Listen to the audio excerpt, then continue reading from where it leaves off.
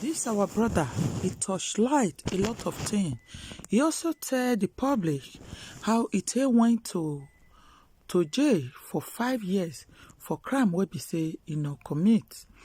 My people, una know say they talk and say for this our border Naija, a lot of innocent people they dey for inside that kirikiri for wetin they know nothing about, but just because they no get who go speak for them or they no get money, they dey there.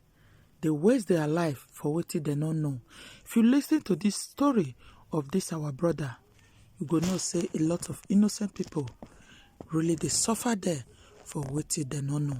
My people, make I play the video, make una listen, make him explain how it will go prison for 5 years for wetin he no do, and how God finally take bring am out.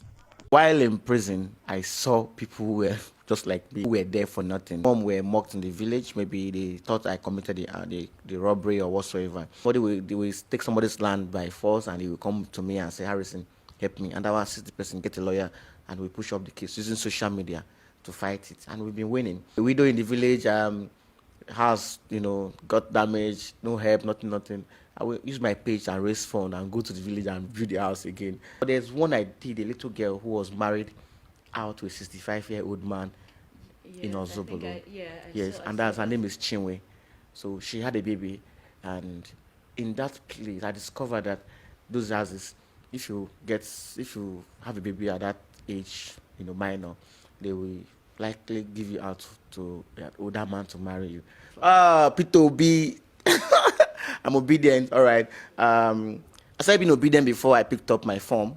Yes, and I post Peter B on my page because I feel he's the only candidate who can, at this moment, rescue Nigeria at this moment.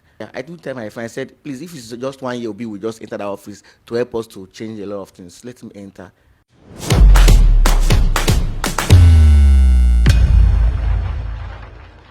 Everyone has been hearing about Harrison on Facebook, social media. It's you. Who is Harrison? Harrison Gwamnishu is a Nigerian, is a Deltan. I'm 33 years old. I'm a human rights activist, advocate for the rights of Nigerians, especially vulnerable Nigerians, those who have no one to speak for them, to stand for them, and those who don't have legal representation. I connect them with professional lawyers to assist them in their cases, in the police station, at the court. What inspired the dream to become a human rights activist? I started in 2011 when I was driving a woman in Delta State here, Barrister Mary Agbajo. She was a politician to the then Delta State Governor, Emmanuel Odua. I stopped working for her because she was paying salary, 2 months salary. Then I was arrested by the police after I stopped working for her. I think Amrabas attacked her and robbed her.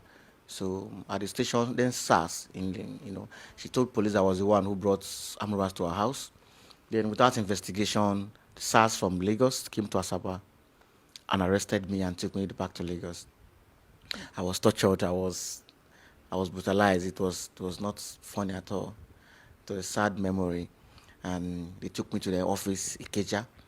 They call it theater, Scorpion Base Ikeja, where I was detained for about 2 weeks with torture, hanging, and the rest of them before they took me to Magistrate Court 27 Ikeja and remanded me in Kirikiri. While in prison, I saw people who were just like me, who were there for nothing, and I still found favor in the eyes of the warders, just like Joseph in the Bible, who was in prison and something happened and he, from prison to palace. So while I was in prison, the warders saw that I was good in ICT, computer training, and some of them. So they asked me to start helping them in record keeping. So any inmate that comes to Kirikiri Medium Prison, Papa, I was the one who was helping in fingerprinting, data capturing, and the rest of them. So I was having privilege while I was in prison. So then when lawyers comes in prison, I talk to them that I have somebody in the prison who has no lawyer, who have nobody coming for him. So the lawyer will help me, take the name and go and file for bail and the rest of them. And people were like coming out through that process. So in 2013, the Lagos State Court Ministry of Justice gave advice that I have a case to answer, but not in Lagos State. That the case that I was arrested happened in Delta. So bringing me to Lagos was out of jurisdiction. So the magistrate court struck out my case and ordered SARS to take me back to Delta. So they brought me back 2011, 2013 back to Delta, where I was detained at police headquarters, still CID Asaba. And from there again, they took me to Magistrate Court 1, Asaba, where I was remanded to Gwashiku prison now correctional facility for conspiracy, armed robbery, attempted murder, and possession of firearms. So, Wow. yeah, All for one person. yes, yeah. So, while I was in Washiku prison, I still found favor too in the eyes of the warders. Maybe that's how God destined it. They didn't keep me in normal cell where they keep hundreds of persons, inmates, like crowded places where you see, people, inmate can't sleep because it's crowded, as in more than 100 in a parlor and something like that. So they kept in the VIP cell. I was in cell 6 in Ogwashiku prison. That's what the VIP. The so they have VIP session, VIP yes. section. They have cell 1, cell 2. Cell 1 is for convicts, those convicted. They are not less than 70. Cell 2 is for awaiting trial. Cell 3 is awaiting trial. Cell 4 awaiting trial. Cell 5 awaiting trial. Then cell 6 is the VIP. That's where the big boys are. That's where they stay. Those who have money. Before you stay there, you have to pay money, like 160,000, and you pay monthly fees too. So it happens. So that's just like what you see in movies. So Nigerian prison is like becoming what you see in American movies. Okay. So while I was in the Washiko prison, all along there was a guy. The guy who committed that robbery was also arrested. So he told the police on parade that I wasn't the one who joined him to rob. He doesn't know me. He was there in the prison. So while in prison, he joined a group of persons to break the prison jailbreak. They brought in acid in a gallon. When they are bringing kerosene for you, they bring kerosene because we cook in the prison. So it's white container. So they use it to bring in to smuggle acid. It was intercepted at the gate. So they discovered it was a guy and other people that brought in the acid. So they took them and kept them in the solitary confinement, and we're not taking them to court for attempted jailbreak. So while they went to court, he escaped from there. So when he escaped, I said, who is going to speak for me? Who will tell the court that I was never part of this robbery? This was happening around July 2015. Then 30th of November, I was now going to court, no complainant, no witness, police refused to come, the complainant refused to come, and I was going to court.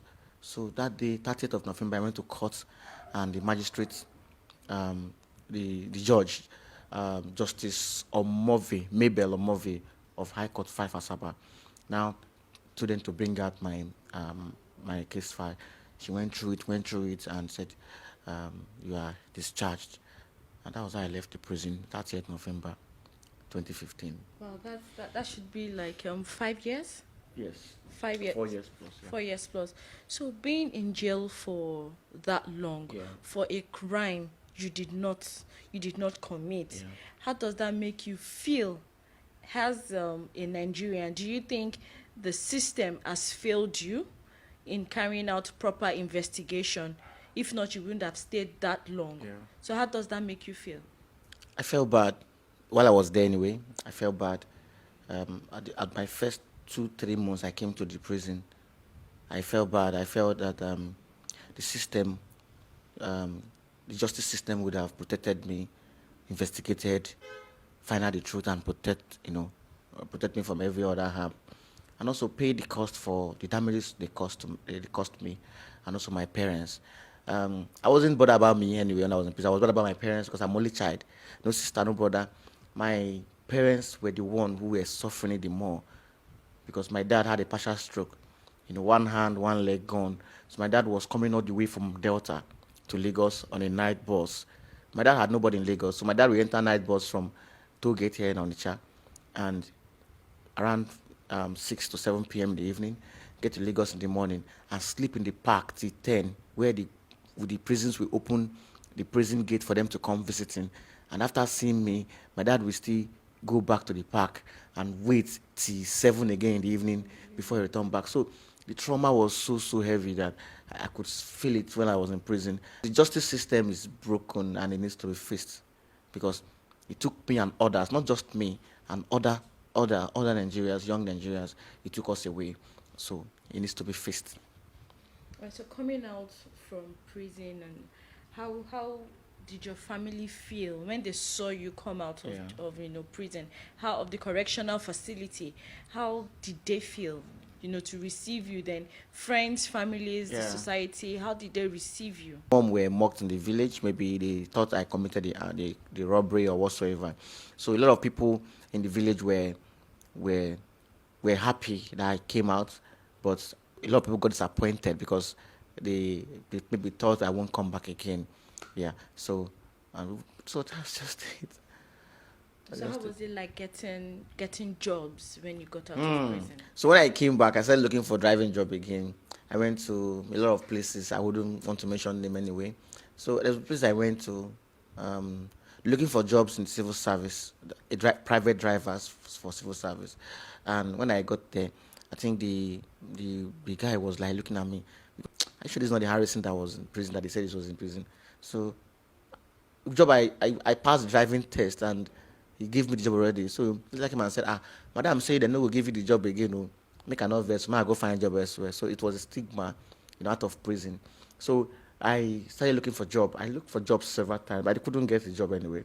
Even security jobs, driving job. Then later I went to church, Christ Embassy in Asaba. So I shared my testimony in the church. So deputy governor was in church that day. After hearing my story, he invited me to his office and he gave me money. So that was how things started getting better. Yeah. Yes. So I used that money, part of that money, to, visiting police stations, prisons. I was even bringing people out from police cell.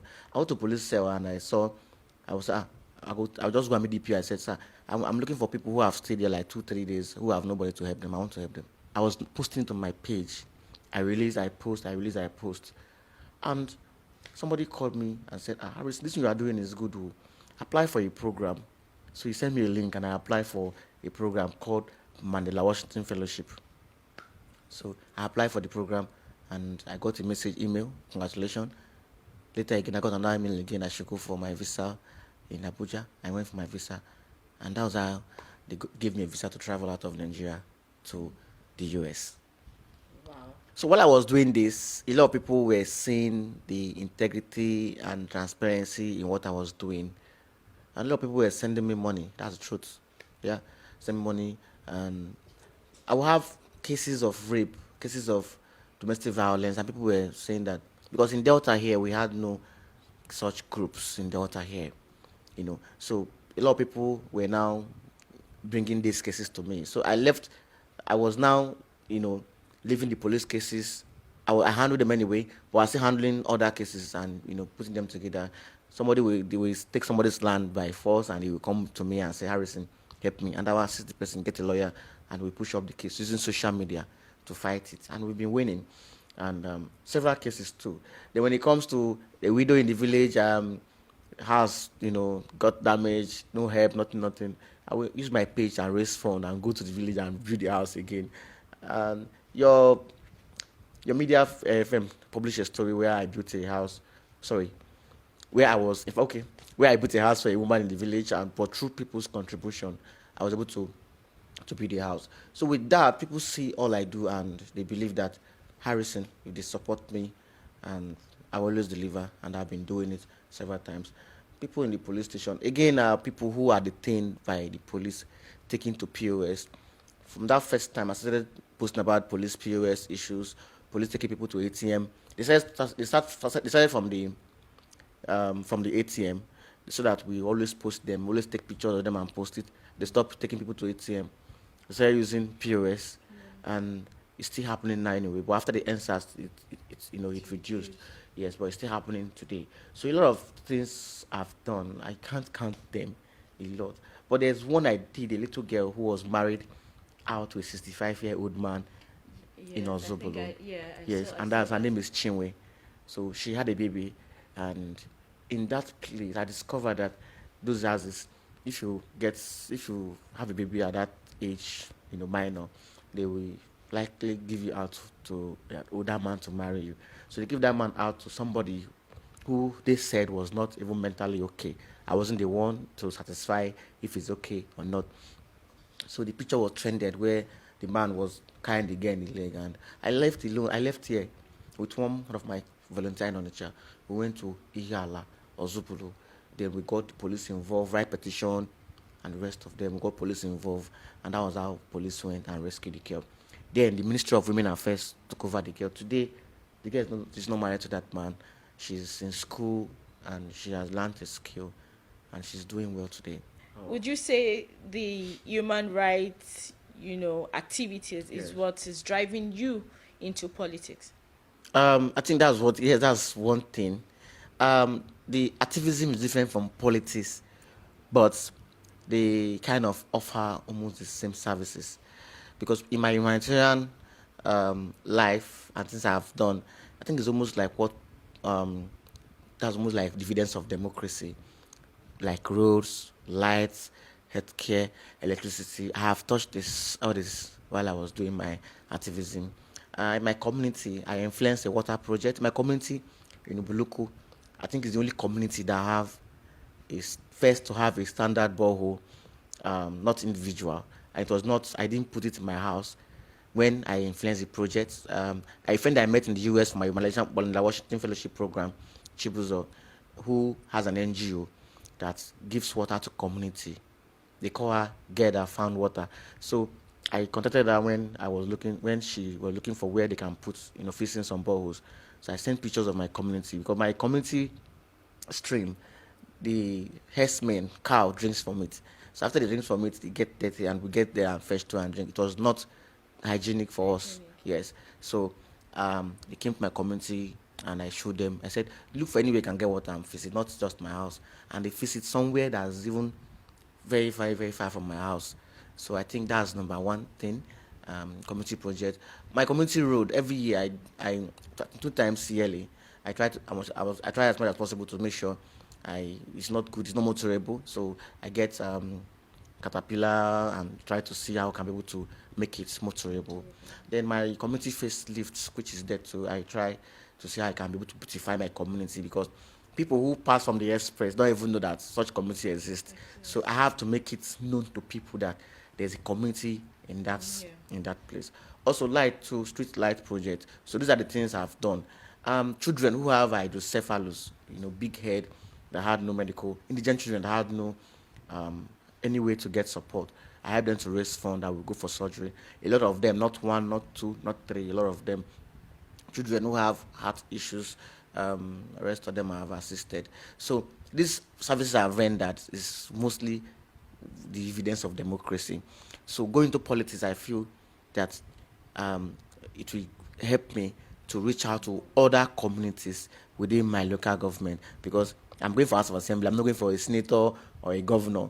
So it's limited to my local government. But while I'm doing this too, I'm still doing my activism because I didn't just do it alone. I have a volunteer team. So while I was doing my activism, I was making sure that I have people who are learning whatever I'm doing so that anytime I'm not around, they can take over.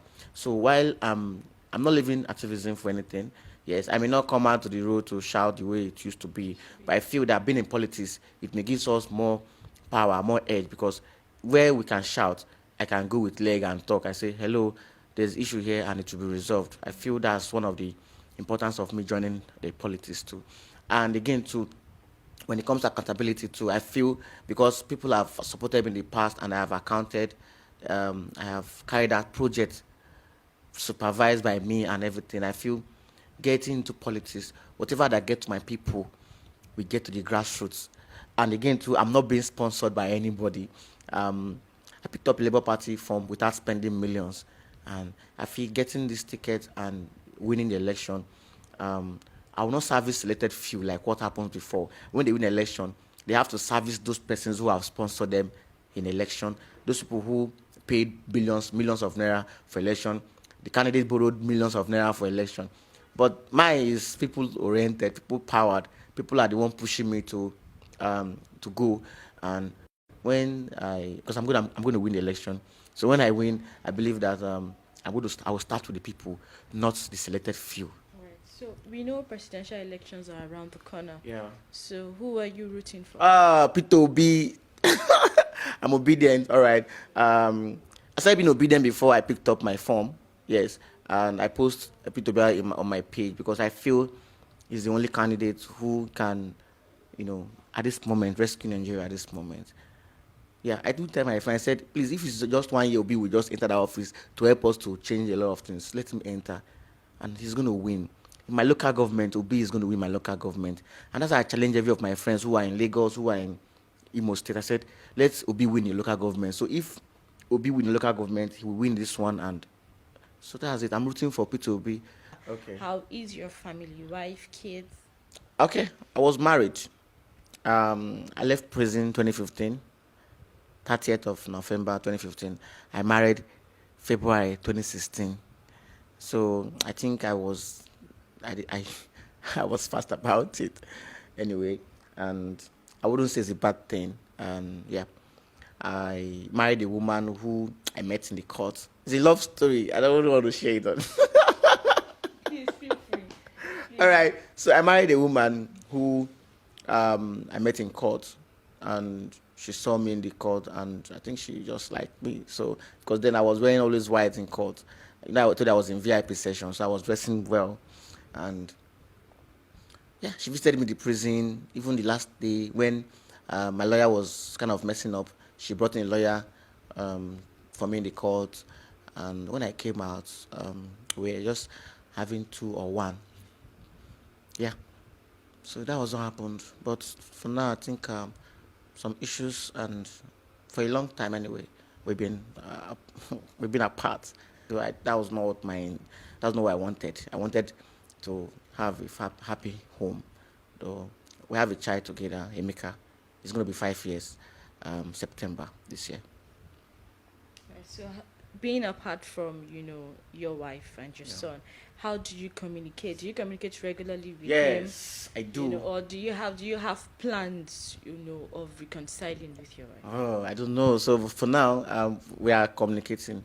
Um, Being apart in relationship shouldn't make you guys enemy. That's one thing I try to tell people. She's a nice woman, and I'm a nice guy too. Though maybe that's how God wants it, and yeah. So we had a good child together, a son. So it's not a bad union because something good came out from it. Yeah. So I still respect her. I still respect her for who she is, and maybe that's so that's it. Judging by the works that you've done, you've Yeah. helped so many people, especially fighting the police Yeah. in order for civilians to be able to get justice. Yeah. And now you are running for, a political position Yeah. and all. Don't you think you've made lots of enemies, in the society? Yes, if I say I don't have enemy, I will say I'm lying. So even those that work with me, that left, people who volunteer with me that left my organization, they still, some of them still attack me, one way or the other. They left me and joined the opposition anyway.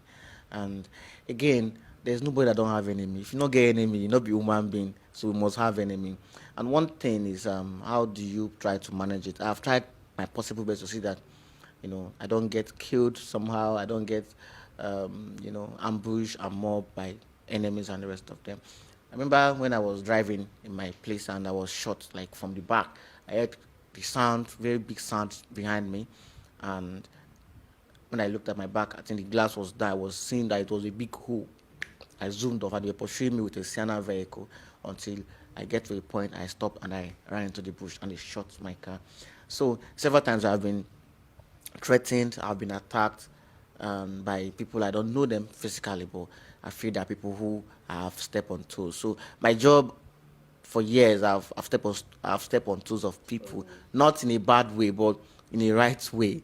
Those are people who were not doing right, and who I challenge one way or the other, and said, you need to stop this, and if you don't stop this, I'm going to make sure I take it up with you.